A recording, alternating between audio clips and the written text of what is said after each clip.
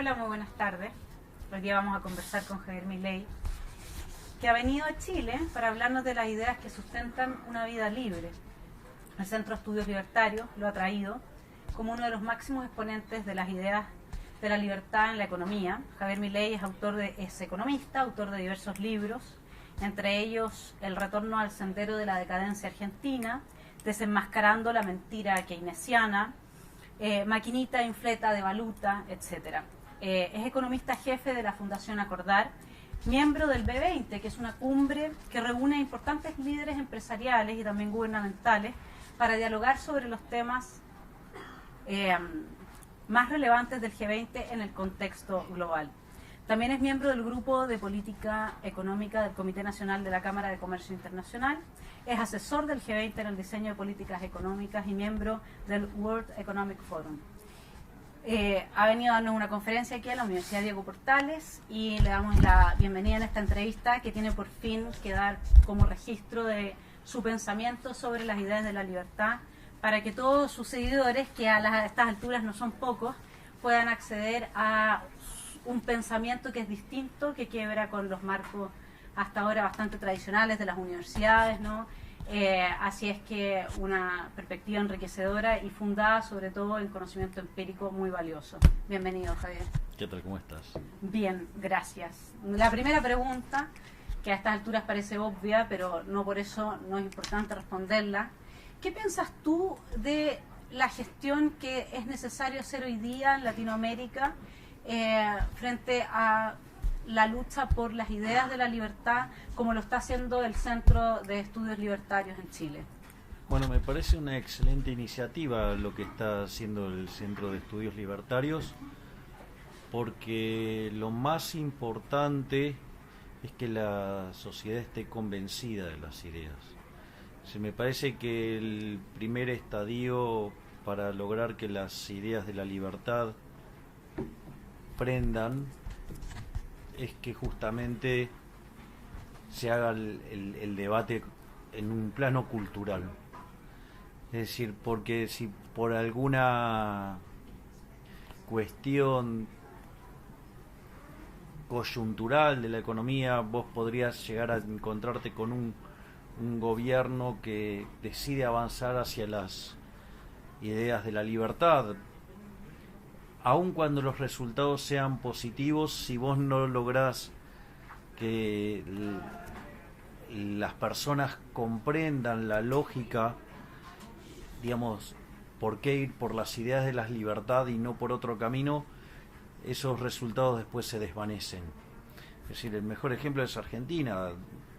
La coyuntura de fines de los 80 con una hiperinflación permitió que existiera un lugar para hacer reformas pro mercado, y después cuando vino otra crisis volvimos a las ideas que destrozaron al país, y porque no es solamente una cuestión de resultados, es decir, no alcanza con los resultados si los socialistas se siguen arrogando la superioridad en el plano moral. O sea, de hecho la discusión no solo debería incluir los resultados, sino que además debería contener el debate en cuanto a la superioridad en lo ético y moral.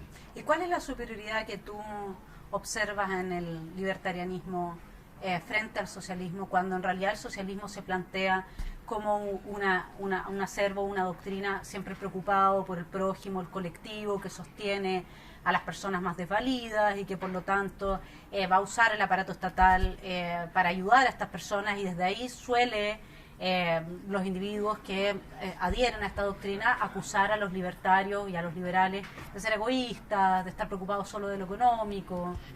Bueno, en principio ya el mero planteo de poner al colectivo sobre el individuo, digamos, termina masacrando al individuo, es decir, negando la esencia del individuo, y pretende resultados que son verdaderamente horrorosos, porque pretender la igualdad entre los que somos distintos naturalmente, esencialmente, es un acto que conlleva un nivel de violencia tremenda. Es como que suponete lo siguiente, que vos tuvieras una sociedad que querés que todos sean igualmente inteligentes. Entonces tenés el individuo promedio y aquellos individuos que están por encima de la media, cada vez que tienen un pensamiento por encima de lo que es un pensamiento del valor promedio, recibe una descarga eléctrica, ¿no? Y que cuanto más elevado ese pensamiento, bueno, eso digamos, vendría a trabajar en ese sentido. Entonces, por ejemplo, si vos te encontraras con alguien con una inteligencia, digamos, no sé, como la de Einstein, directamente los socialistas los condenarían a la silla eléctrica. Me parece que entonces básicamente lo que hay que enfocar es sobre, llevando la discusión al límite, cuáles son los valores de un lado y del otro. Entonces, cuando vos te das cuenta que la base de los valores morales que sostienen el socialismo es la envidia, el odio, el resentimiento, el trato desigual frente a la ley, ¿sí? El robo, ¿sí? Y sobre todo el asesinato, porque no hay que olvidarse que esta idea estúpida le costó la vida a más de 100 millones de seres humanos, y si uno contempla los efectos económicos, o sea, estaríamos casi en 150 millones de vidas humanas. Entonces, me parece que si eso no se tiene claro, bueno, me parece que la discusión hay que darla. O sea, porque vos fijate, a pesar de todos los fracasos del socialismo, no hay un solo país donde haya funcionado, y siempre la excusa que tienen es, bueno, no se aplicó al límite. O sea, bueno, pues digo, hubo lugares donde sí se aplicó al límite y también fracasó. Pero bueno, evidentemente ellos se arrogan, digamos, una superioridad moral que en realidad no la tienen. Y eso, por eso hay que ir justamente al hueso de la cuestión de los valores subyacentes. Y en el fondo, cuando vos le planteás cuáles son sus verdaderos valores, y entonces ahí es donde empieza a crujir esa estructura, que además es falsa, además está construida sobre mala teoría económica. O sea, esa es una de las partes donde quizás tenemos alguna ventaja relativa los economistas, que al entender bien de cómo funciona la teoría del valor, uno puede inferir de lo tonto que es la teoría del valor trabajo. Y entonces todo lo que se construye desde eso, digamos, va a estar mal.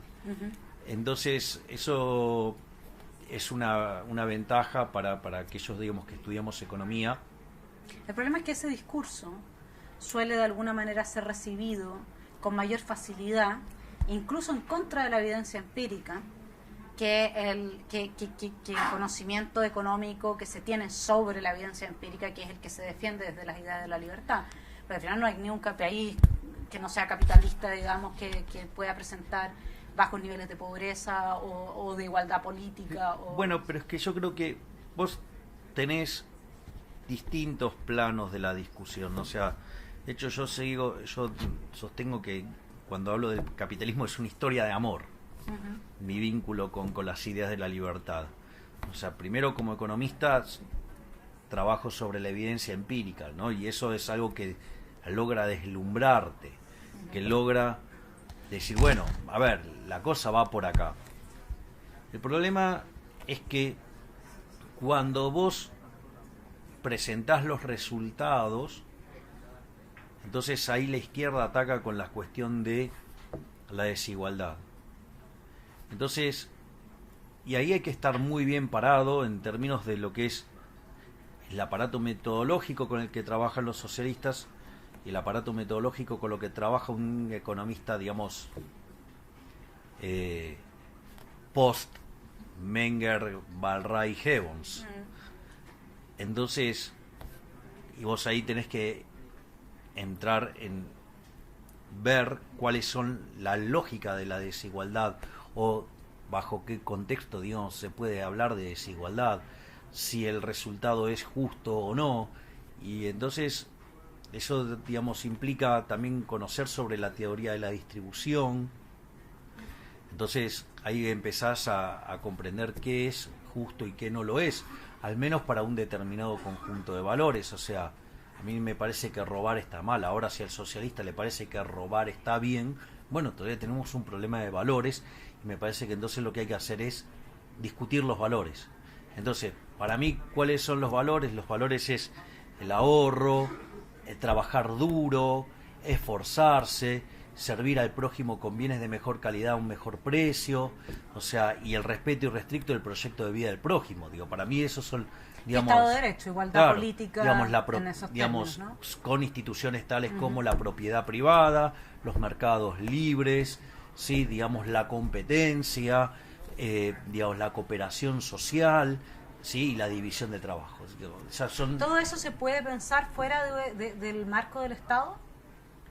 Sí, claramente. ¿Se puede pensar en ausencia del Estado y de la política, que las personas nos organicemos bajo esos principios y esos valores? Sí, exactamente. De hecho, en esta última reunión de la Asociación Argentina de Economía Política, el doctor Martín Krause, uno de los grandes liberales de Argentina, junto a Alberto Venegas Lynch, hijo, y Alberto Venegas Lynch, padre, o sea, digamos, bueno, el doctor Krause recientemente acaba de presentar un trabajo utilizando teoría de los juegos que es factible el equilibrio anarcocapitalista. Porque hasta el momento no tenemos experiencias empíricas de un anarcocapitalismo exitoso, ¿no? No, bueno, está bien, digamos, pero sí tenemos evidencia empírica de las aberraciones del socialismo llevado a la práctica al extremo y fueron un fracaso. Y ahora, entonces, ¿por qué esa simetría de permitirte esa utopía y no la otra?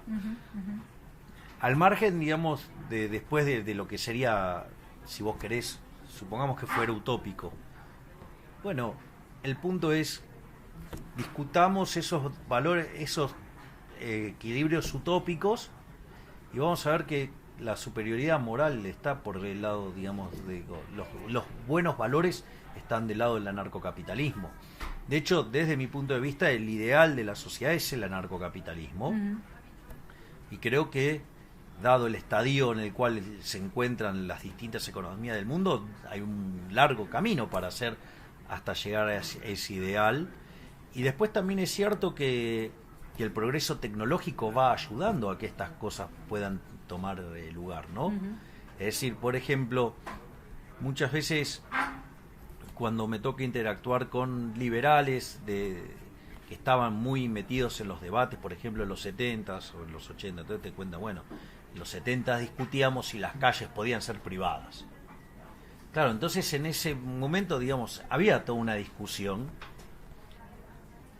Hoy esa discusión casi no tendría sentido, ¿no? Porque, o sea, si vos tenés en tu auto, digamos, una oblea que pasa por una autopista y lee y va contra tu cuenta, así que digo, eso hoy no, ¿entendés? Entonces, me parece que el progreso tecnológico va a permitir cada vez más reducir el tamaño del Estado. Por eso los grandes enemigos del progreso tecnológico son los políticos, básicamente. ¿Todos los políticos?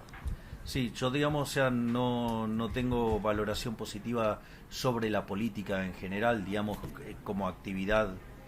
¿Y no crees que haya que pasar por un estadio en que las ideas liberales también, sobre todo si vivimos en democracia, deban ser representadas y encarnadas desde la política para poder avanzar hacia la utopía anarcocapitalista?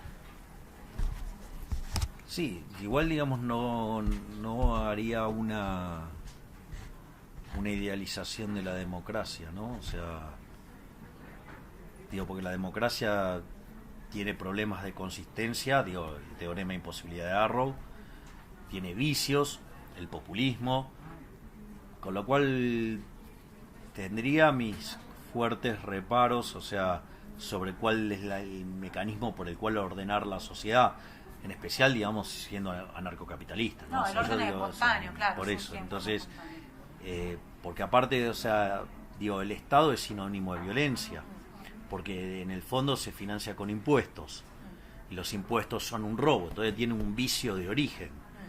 Pero lo que yo creo es que si la sociedad tiene conciencia de eso, va a entender que el Estado debería ser minimizado y llevado a su mínima expresión, donde el cero es parte del conjunto de elección, y que si hoy existe una restricción tecnológica que no lo permite hacer, está, ok, lo entendés, pero lo tratás de minimizar, ¿no? O sea, por eso yo suelo decir que soy minarquista estático y anarcocapitalista dinámico. Hoy, digamos, todavía la tecnología no ha evolucionado lo suficiente como para prescindir de las actividades de seguridad y justicia. Pero eso no quiere decir que en un futuro la tecnología permita también eliminar esa función dentro del Estado. Y tomar una serie de decisiones en común sin necesidad de sostener un aparato que al final vive sobre la base de la violencia impositiva. Ahora, yo que te vi varios de tus videos, de tus discusiones con muchas personas que, sabiendo y teniendo la evidencia ahí de que, por ejemplo, aumentar las barreras arancelarias es un desastre, que los países que las bajan tienen mejores experiencias, que enfocan mejor sus recursos en sus sectores competitivos comparativamente, etcétera, y siguen con la misma cantinela, y de alguna forma uno piensa que hay algo un poco la Hayek atávico, sin entrar en darwinismos sociales de ningún tipo, porque yo creo en la libertad, por lo tanto. Sin embargo, cuando uno piensa de que hasta el día de hoy, como dice el inquisidor en Los Hermanos Karamazov, Dostoyevsky, ¿no? Dice, los seres humanos piden tres cosas: repartija igualitaria de panes, un líder al que seguir, pero que sea líder de grandes grupos y masa humana, ¿no? Y piden también que esa pinche libertad con la que nacen, alguien se haga cargo de ellos lo antes posible. O sea, piden un infierno. Piden vivir en el infierno. Piden paz. Prefieren la paz, dice el inquisidor. Yo te estoy aquí exponiendo, digamos, no, es a una un infierno. reflexión. Vos sabés que eso es un infierno. Lo que pasa es que la gente es interesante, porque la gente, incluso que ha tenido experiencias directas en el infierno, luego tiene esa capacidad de abstracción ideológica en que termina justificando, digamos, lo vivido a partir de razones que, o sea, Orwell, ¿no? Orwellianas, digamos. Entonces, la pregunta, porque sigue siendo más seductor, de alguna manera, este discurso de la repartija de los panes, fíjate que Hannah Arendt dice que antiguamente la justicia no estaba vinculada bajo ninguna circunstancia a la igualación de condiciones materiales. Lo justo era la igual libertad. E igualdad y libertad no se escindían en medio de personas que compartían los mismos derechos como ciudadanos. No tenía que ver con la repartija de panes. Sin embargo, de alguna manera, hoy día ese es el discurso que sigue siendo tremendamente seductor, sobre todo frente a la fragilidad humana.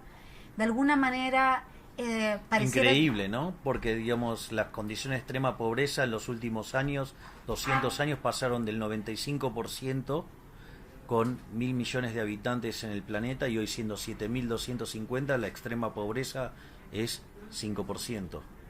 En un contexto donde además el PBI per cápita en esos 200 años se multiplicó por más de 9 veces, cuando a lo largo de los 1800 años anteriores el PBI per cápita solo subió 40% como resultado del descubrimiento de América. Bueno, pero por eso tú dices mismo, ¿no? Que los resultados no nos van a no van a dar la victoria a la libertad, que tenemos que hacer algo más, ¿no es cierto? Yo estoy que los resultados. Sí, yo estoy... Hay un tema psicológico.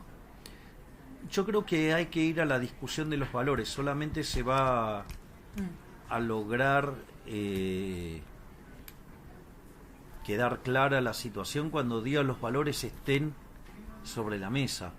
Pero entonces, cuando vos dejás en evidencia a los socialistas como personas resentidas, envidiosas, fracasadas, ¿sí? Y que lo único que quieren es utilizar el aparato violento del Estado para robarte el fruto de tu trabajo y repartirlo acorde a su criterio moral, bueno, entonces ahí van a empezar a aparecer algunas preguntas que alguien se va a hacer. Pero si vos, yo creo que el gran problema de los defensores de la libertad fue siempre creer, bueno, mirá, la verdad que la evidencia empírica es tan contundente que ni siquiera tengo que perder tiempo en discutir contigo. Claro.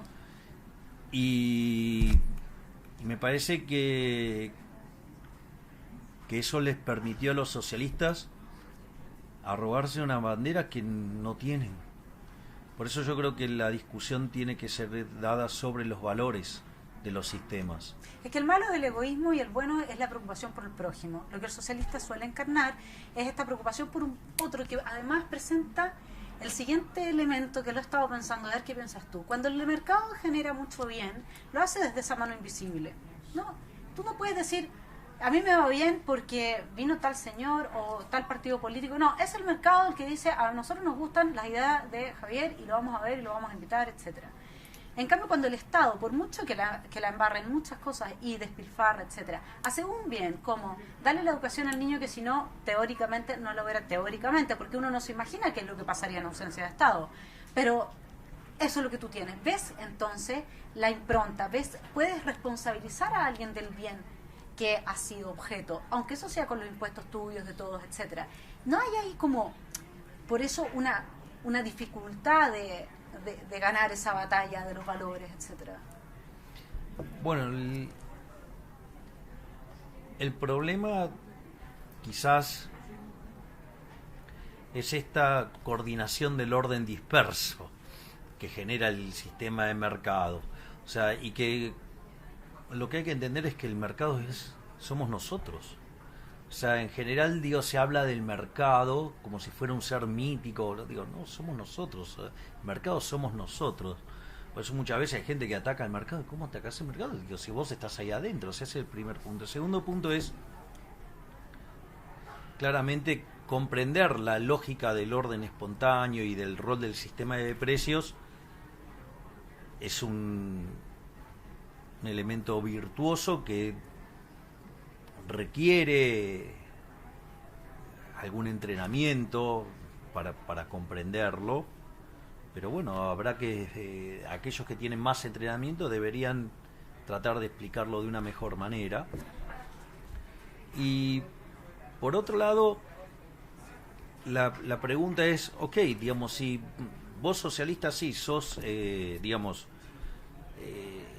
tenés este sentimiento de caridad, ¿y quién te dijo que yo, liberal no lo tengo? ¿Por qué Claro, crees que claro, yo no lo tengo? Claro. Esto es muy interesante. Hay un libro de Alberto Venegas Lynch, hijo, y Martín Krause, que se llama En defensa de los más necesitados. Uh-huh. Básicamente lo que describe es lo que ocurrió en Argentina durante la época de la Gran Depresión. O sea, Argentina tenía un estado muy chiquito en ese momento. Argentina, de hecho, en 1895 era el país con el PIB per cápita más alto del mundo.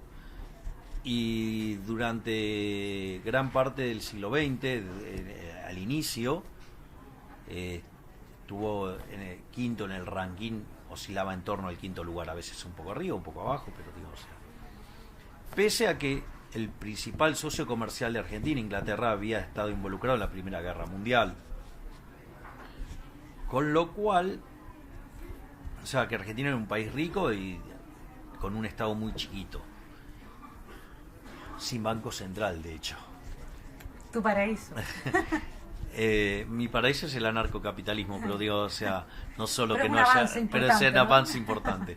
Pero más allá de eso, lo interesante es que cuando llega la Gran Depresión, aparece todo un conjunto de sociedades de beneficencia que daban contención a los caídos. Y eso no fue organizado por el Estado, fue organizado básicamente por las personas, por el sector privado. Entonces, cuando el otro punto es, bueno, ok, vos querés hacer caridad, ok, querés hacer caridad, bueno, tenés todos tus bienes para hacer caridad primero, antes de exigirle por la fuerza. O sea, la caridad no puede ser a punta de pistola, y si vos lo haces desde el Estado, es a punta de pistola. Eso no es caridad, eso es robo. O sea, si no entendemos la diferencia entre caridad y robo, tenemos un problema. Entonces, la pregunta es, ok, ¿con qué? Entonces la pregunta es, ok, ¿querés eso? ¿Con qué lo vas a financiar? Claro, porque si fueran calvinistas tendrían que poner sus empresas y dar trabajo, y era el espíritu del capitalismo. Bueno, inicial, claro. Como dice Exacto. Max Weber. Entonces, sí. Y era todo en beneficencia. Pero siempre ellos son muy generosos con el dinero ajeno, no con el propio, ¿no? Claro, claro. Entonces, bueno, digo, ese es el problema. O sea, es infinitamente más grande el nivel de generosidad que vos podés mostrar hacia una situación cuando la cuenta la va a pagar otro. Ahora, el Estado, ¿puede hablarse, como lo hace Hannah Arendt y otros, de un capitalismo de Estado que lo que hace a través de políticas monetarias y de inflacionarias, etcétera, es una expropiación, además de los impuestos, una expropiación la inflación de la es una gente? expropiación, sí, la inflación directamente es una Y expropiación. la recesión, en combinación con ciertos juegos de tasas de interés desde el Banco Central, etcétera. Bueno, yo soy partidario de eliminar el Banco Central, así que es que imagínate que todo lo que deriva de... A ver, en una economía de trueque no hay inflación. ¿Banco Central y patrón oro o no hay patrón oro?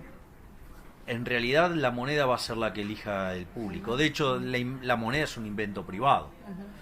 O sea, que es básicamente un bien para hacer intercambios indirectos. Es decir, originalmente, digamos, vos tenías el trueque tenía problemas, ¿sí? Uno era el problema de la doble coincidencia, vos tenías que encontrar la contraparte que quisiera el bien que vos querías vender. O sea, y a su vez le querías comprar el que él tenía para vender. O sea, eso es un problema no menor. Después está el problema de la indivisibilidad.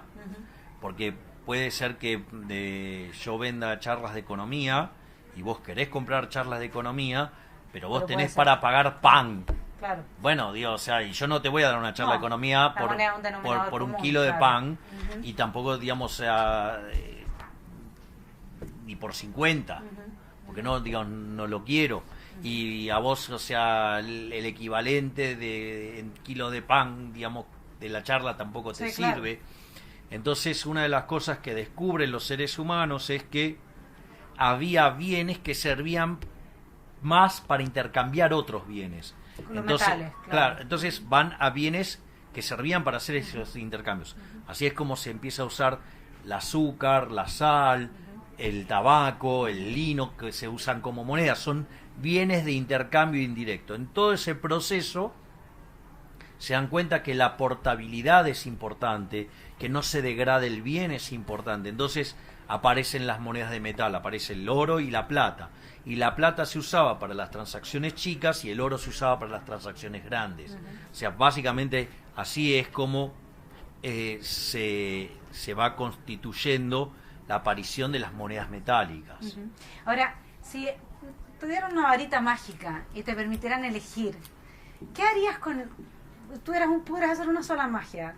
O eliminar el Banco Central o cambiar los fundamentos de la educación en general todos los países latinoamericanos, porque tú sabes que todos los colegios de profesores y los profesores en general son personas que adhieren a ciertas ideas, digamos, que están más cercanas al Estado, porque además son trabajadores del Estado. O sea, si eso es hablar bien de al final mi casa donde yo me nutro, ¿no es cierto? Y eso es lo que genera, lo que tú hablabas en una de las entrevistas de la disonancia cognitiva. Las personas están familiarizadas con ese mundo desde muy chicas, crecen, llegan a la universidad y de pronto se encuentran con un discurso que les es completamente distinto y una realidad que también es distinta. ¿Qué cambiarías? ¿Sacarías el Banco Central o transformarías...? Haría la transformación cultural. El resto vendría por añadidura. Claro. Es decir, sola la gente eliminaría el Banco Central. Sí, es cierto, sí. Y ahí ahí es donde se genera, digamos, esta imposibilidad tan radical de las personas de entender que aquello en lo que creen, que termina siendo casi una identidad fisiológica, porque son mapas neuronales, ¿no? No está adecuado con lo empírico, y por eso luego tienen el ejemplo de Venezuela, pero siguen diciendo que Venezuela prácticamente es un fracaso hoy día porque no abandonó el capitalismo, ¿no? Sí, es bueno, pero es que si vos en realidad tu formación es la correcta, te vas a dar cuenta que es socialismo. Porque cuando vos te imponen a qué precio producir, a qué precio comprar, cuánto producir, qué cantidades producir, o sea, en realidad vos no sos dueño de tu empresa, sos un mero gerente. Con lo cual, eso implica que no estás haciendo cálculo económico. Bueno, de hecho es evidente, ¿no? En ese caso. Porque en el fondo tendrás la propiedad, pero la propiedad no es decir que sos el dueño de él, sino que puedas disponer. O sea, ¿qué propiedad tenés vos si no podés disponer de la misma? Si vos sos dueño de este papel, pero no podés hacer nada con ese, entonces no sos dueño. Y para hacer algo con este papel necesitas que te lo autorice otra persona. Entonces no sos dueño de este papel. Puedes decir que sos dueño, pero no lo sos. Ese es el punto. Es decir, hay que comprender la lógica de la propiedad. Pero obviamente, es decir, eso es para los socialistas un elemento que les permite señalar que eso no es socialismo. O sea, digamos, no se pueden hacer cargo de sus resultados negativos. Entonces, les resulta más fácil negar la evidencia empírica que aceptar que se equivocaron, que vivieron equivocados toda su vida. Claro, eso cuando tú eres de los diseñadores, digamos, pero cuando tú estás dentro de las víctimas de, digamos, ese tipo de política. Se llama síndrome de Estocolmo. Ah, tú lo explicas así. Claro, esa sensación de... En el Gorgias está, que es un diálogo de Sócrates, está esta necesidad que tienen los seres humanos de acostarse tranquilo y decir, qué bueno soy. Soy un buen ser humano y para eso adhiero a las ideas que se me enseñaron son las buenas, pero ¿no? es que, claro, pero a ver, el problema es ¿por qué creer que los valores morales que se arrogan los socialistas están fuera del ser humano? ¿Por qué corresponden al colectivo y no corresponden a los individuos? Si es una incoherencia en sí misma. Digamos, o sea, yo tuve la oportunidad de ver fragmentos del debate que tuvo tu hermano en Argentina con 3 cavernícolas. Entonces, el punto es, bueno, no, en realidad es la sociedad la que... digo, la sociedad no decide, o sea, ¿qué es la sociedad? O sea, digo, ¿qué es ese colectivo? O sea, alguien, digamos, o sea, es alguien, entonces vos negás al individuo, pero después, ¿quién es el que va a instrumentar en el colectivo? Es un individuo, pero muchas veces es un individuo que ha sido igualado en sus inteligencias, como dice Tocqueville. Entonces, y eso Tocqueville lo atribuye a la democracia, como un defecto de la democracia, no como un defecto de ciertos partidos políticos dentro de ella. Dice, la democracia exige de todos sus miembros una igualación de las inteligencias, y ese es el camino más lento pero más seguro de la esclavitud. O sea, y es más, incluso dice que otros regímenes como los monárquicos te pueden obligar a hacer cosas que no quieres. Pero aparte, suponete lo siguiente, porque ¿quién es el que va y toma las decisiones? Entonces, ¿qué te van a decir? ¿El mejor, por ejemplo? Ah, pero si vos entonces admitís que hay un mejor, entonces estás admitiendo que los seres humanos son distintos. Entonces, si son distintos, entonces igualarlos es una salvajada. Claro, pero ahí te puedes ir con John Rawls y puedes hacer que respetas las diferencias que hay dentro del mercado, en tanto vayan en beneficio de los peor situados. Esto tiene muchas lecturas posibles, digamos, ¿no? Yo, digamos, o sea, el tema, digamos, cómo uno puede hacer la lectura de Rawls, o sea, el punto es, bueno, mirá, hay también mecanismos, digamos, de seguros que podrían haber comprado tus padres, ¿no? O sea, con lo cual me parece que siempre el problema en la discusión con los socialistas es la mala teoría económica que hay atrás. Es decir, vos no podés construir nada desde un cimiento que es erróneo, como es la teoría del valor trabajo. Entonces, si... Pero los socialdemócratas muchos no adhieren a esto, digamos, de la teoría del valor trabajo socialista. Bueno, porque en realidad son bastante ignorantes. O sea, son, digamos, o sea, socialistas berretas. ¿Qué significa berreta? De baja calidad. Ah. Es decir, un keynesiano es un socialista berreta, es un socialista de mala calidad. Porque el de buena calidad deja todo, o sea, te lleva al infierno rápidamente y el otro va de a poco, por su mala calidad, digamos. Claro, digamos, entra en la lógica, digamos, de esa dinámica que uno, digamos, infiere de camino de servidumbre, ¿no? Donde hay algún tipo en la poltrona que no le gusta un resultado y como es un fracasado intelectual en entender eso, lo quiere corregir violentamente y utiliza el aparato represivo del Estado. Y la consecuencia de eso es que el resultado termina siendo peor de lo que tenías originalmente. Ahora, ¿qué Y ese nuevo resultado genera más demanda de intervención. Claro. Por eso, digamos, cualquier solución... Por eso, claro, por eso no existen... y esto está en un libro de Mises que se llama El mito de la tercera vía. Dice, no existe, digamos, esa solución intermedia. Es decir, hay dos sistemas, está el capitalismo y está el socialismo. Y cualquier solución intermedia es inestable, porque tiende a más socialismo. Ya, tenemos se abren dos flancos. Uno, hay políticos, estadistas, grandes políticos, digamos, que consultados por el tema de la redistribución, de hasta dónde hay que redistribuir, responden, mientras podamos mantener la paz social. Es decir, la paz social sería el resultado de la redistribución. ¿Qué opinas tú de eso? Me parece que es convalidar la existencia de la envidia.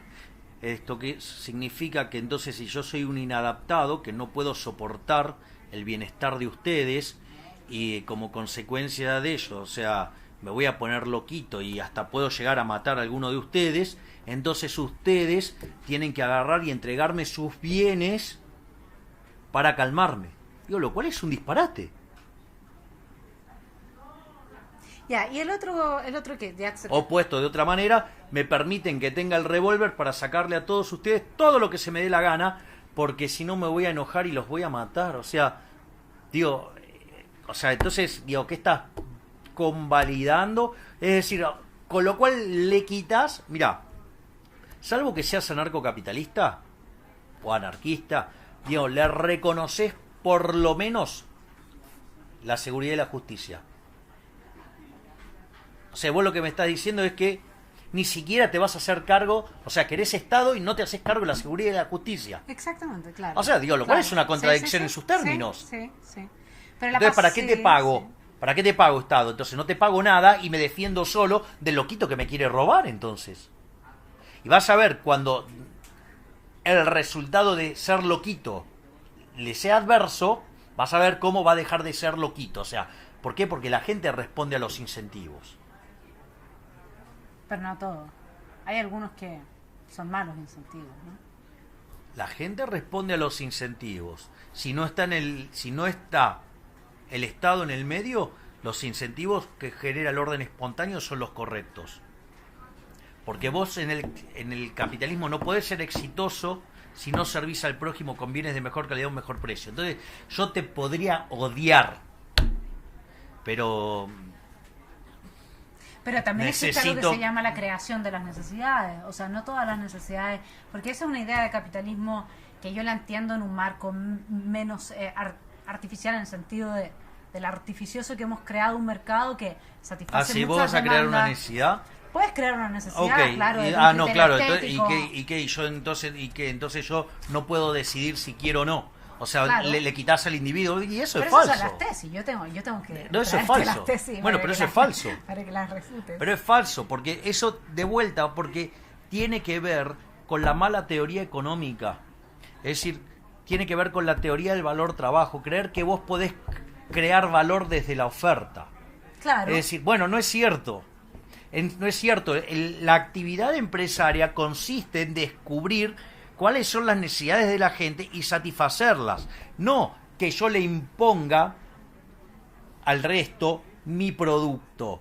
Entonces te llevo... Entonces vos sos tonta, entonces yo te engaño para que vos compres lo que yo quiero. O sea, mirá, a ver, vos te podés equivocar, pero no te vas a equivocar sistemáticamente. O sea, el error es parte de la vida.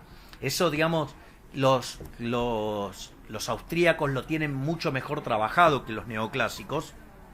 Sí. O sea, en la configuración del mercado, digo, esto está en un trabajo de Israel Kirchner que es muy bueno.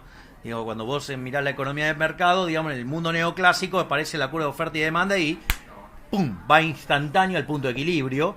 Y Kirchner dice, no, bueno, mira, este es un proceso de tanteo. Hay algunos que van a vender caro, hay otros que van a vender barato. Digo, proceso schumpeteriano, y van a estar descubriendo, digamos, día a día, y bueno, hasta que en un momento van a llegar. ¿Por qué? Porque el mercado es un proceso de descubrimiento. Entonces, digamos, Se crea la oportunidad, después alguien la descubre y empiezan a actuar en función de eso. Ya, perfecto, pero entonces déjame, porque estamos con el... Pero no existe tal cosa como que... Ya. Porque vos podés engañar a mucha gente, ¿sí? Durante un corto periodo de tiempo, podés engañar, a muchos, ¿sí? Pero, un poco tiempo, a pocos, mucho tiempo, pero no podés engañar todo el tiempo a todo el mundo, o sea... Con lo cual eso se desvanece en el proceso de descubrimiento que es el mercado, eso se desvanece. Es decir, no tiene sustento. O sea, es como creer que los individuos carecen de capacidad de aprendizaje. Sí. Y cuando vos mirás la historia de la humanidad, si hay algo que caracteriza al individuo es el aprendizaje. Entonces, ¿cuántas veces tengo que negar al individuo para llegar a esa estupidez llamada socialismo? Y una última pregunta, porque ya estamos con el tiempo.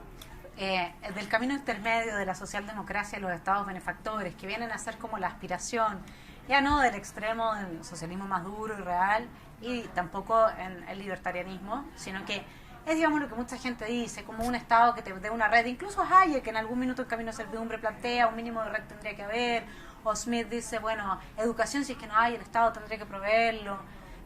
Porque siempre te van a responder con los casos, que yo sé que Suecia tiene otras variantes, te responden con casos que tuvieron que asumir capitalismo y abandonar socialismo. Bueno, pero... claro, por ejemplo, Suecia, y a ver, yo siempre digo esto, o sea, cuando los políticos, por ejemplo, en Argentina hablan de Suecia, yo digo que viven masturbándose con el nivel de presión fiscal de la Suecia que quebró. Y se quedaron con eso. Entonces, ¿qué es lo que ellos sueñan? 75-80% de presión fiscal. Todo lo que se pueden llevar ellos. Imagínate que son los principales beneficiarios del estado del bienestar, ¿no?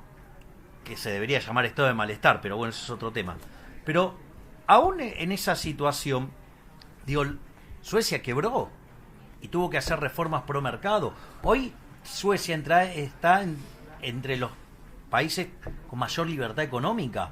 Y de hecho, la educación trabaja con el sistema de vouchers. Ya. Entonces, ok, supongamos lo siguiente, que esto en un momento Hayek lo dice, bueno, ok, supongamos que nos ponemos de acuerdo y todos queremos tener educación, consideramos que la educación, bueno, entonces pongámonos de acuerdo con un sistema que estimule la competencia, ¿sí? Y que genere el mejor resultado posible. En esa línea es donde Friedman desarrolla la idea de los vouchers. Entonces, bueno, todos nos pusimos de acuerdo que queremos asegurar un piso de educación y estamos dispuestos a hacer ese sacrificio. Entonces todos ponemos, y eso después se reparte igualitariamente, y todos van y se benefician todos. Y tienen ese voucher para ir y estudiar en el lugar donde quieran. Y no que te pase como en Argentina, que quedas condenado a las instituciones públicas que son centros de adoctrinamiento marxista. ¿Sí? ¿Por qué? Porque su misión es defender la religión del Estado. Porque son parte de ese Estado. Uh-huh.